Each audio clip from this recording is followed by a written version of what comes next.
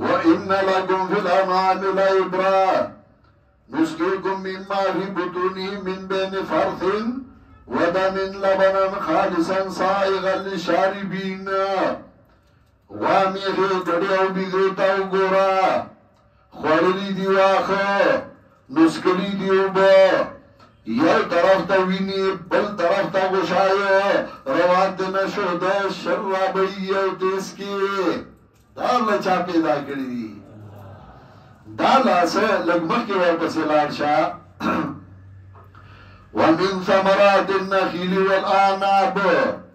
تتخذون منه سكرا ورزقا حسنا دمیو د کجورو او د انګورنا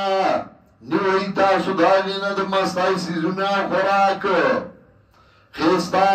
ان فی ذالک لآیات لقوم یعقلون وکجورو تاو گورا سورا پستا خرابیگی امنا دا اللہ چا پیدا کردا والعناب انگور تاو گورا سورخ کلے بوڑے پائی کے دا اللہ خواگیو با چولی دی دا اللہ چا کری دی ودالا سو وَأَوْحَى رَبُّكَ إِلَى النَّحْلِ أَنِ اتَّخِذِي مِنَ الْجِبَالِ بُيُوتًا مچائی تاو گورا ولوند کارخانہ مچائی روانہ کارخانہ او اوها ربک الى النحل حکم کرے استارب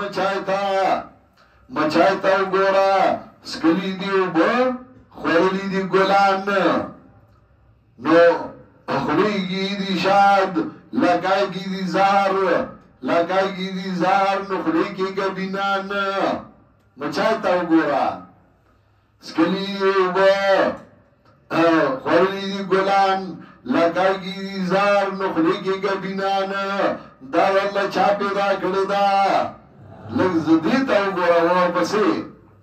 واللہ خلقکم ثم یتوفاکم ومنکم من یرد الى ارذل العمر لکی لا علم بعد علم شیئا زانتا گورا دزوانا نشی بودا روانی پامسا انقلاب در گراوست دی بیاچا زانتا گورا لگا زوان ظلموی طاقتوری اوز دی لاس ریک دی و امسا دی لاس کی دا او بودائی و روانی دا انقلاب چار آوست دا واللہ خلقکم ثم یتوفاکم ومنکم من یرد الى ارذل العمر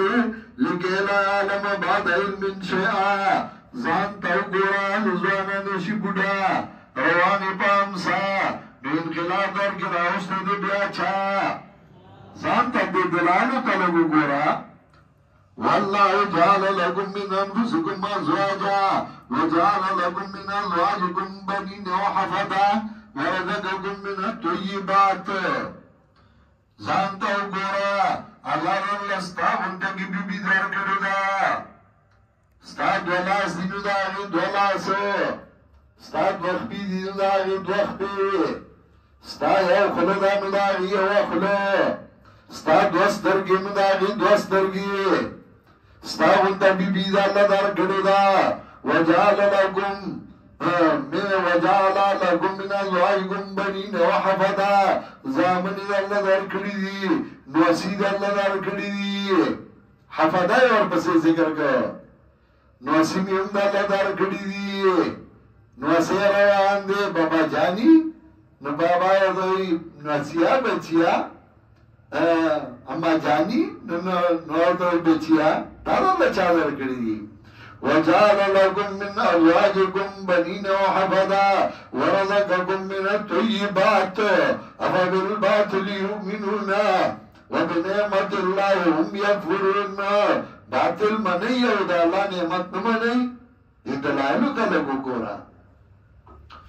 أفبالباطل يؤمنون وبنعمة الله هم يكفرون آیا باطل باندې د ایمان راړي دا نعمتونه د رب هغه دې ورکړل د نعمتونو ته وګوره